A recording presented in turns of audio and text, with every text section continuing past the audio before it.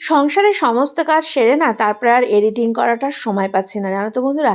তাই এই ভিডিওটা অনেক দিন আগেকার, এটা হচ্ছে সরস্বতী পুজোর দিনের ভিডিও। তোমরা ভাববে বাবা সরস্বতী পুজো তো কবে চলে আসলো, আবার সরস্বতী পুজো আসার সময় হয়ে গেল। কিন্তু কি করব বলো, সময়ের অভাবে কিন্তু এডিটিং করতে পারিনি। তাই ভাবলাম আজকে একটু তোমাদের সাথে ভিডিওটা শেয়ার করি। তো দেখো সেজেগুজে রেডি হয়ে গেছি, দেখতেই পাচ্ছ।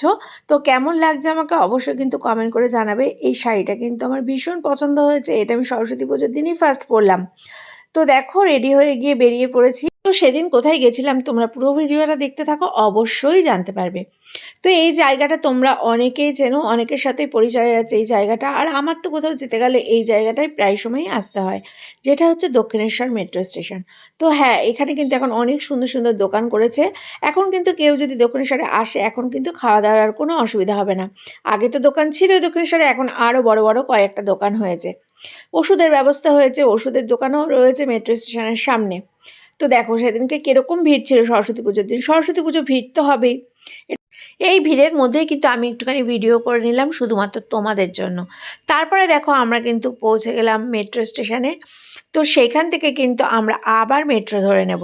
সেই দেখো মেট্রোর অপেক্ষায় দাঁড়িয়ে আছি আমরা অনেকক্ষণ ধরে। তারপরে অবশেষে আসলো আমাদের মেট্রো। তারপরে আবার আমরা মেট্রোতে উঠে গেছি। তো সেখান থেকে দেখো আমরা চলে গেছি একদম করুণাময়ী স্টেশনে। তো হ্যাঁ, হয়তো তোমরা অনেকেই বুঝতে পারছো করুণাময়ী স্টেশনে যাওয়া মানে আমরা কোথায় গেছিলাম।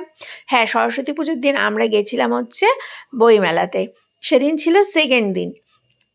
তো ভিড় তো খুব হয়েছিল, তোমাদের ভেতরে গেলে দেখাতে পারবো। তোমরা বাইরেটা দেখেও বুঝতে পারছো যে কতটা ভিড় হয়েছিল।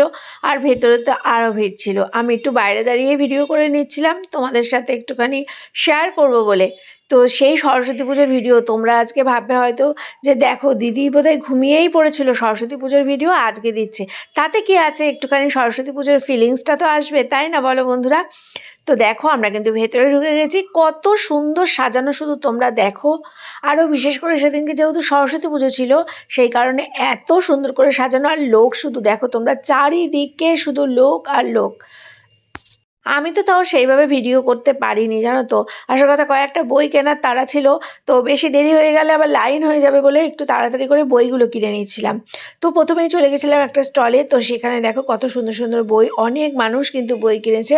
তো আমরাও কিন্তু বই অনেকগুলোই কিনেছি, সেই কারণে একটু তাড়া ছিল বই কেনার।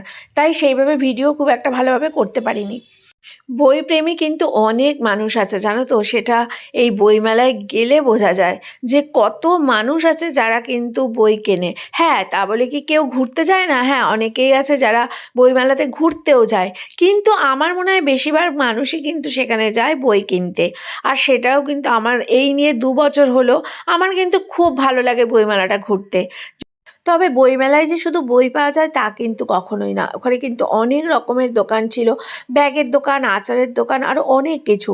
আমি কিন্তু পুরো ভিডিওটা এই একটা পার্টে দিতে পারলাম না, দুটো পার্টে নিয়ে আসবো। তো কারণ কি, না হলে অনেক বড় ভিডিও হয়ে যাবে।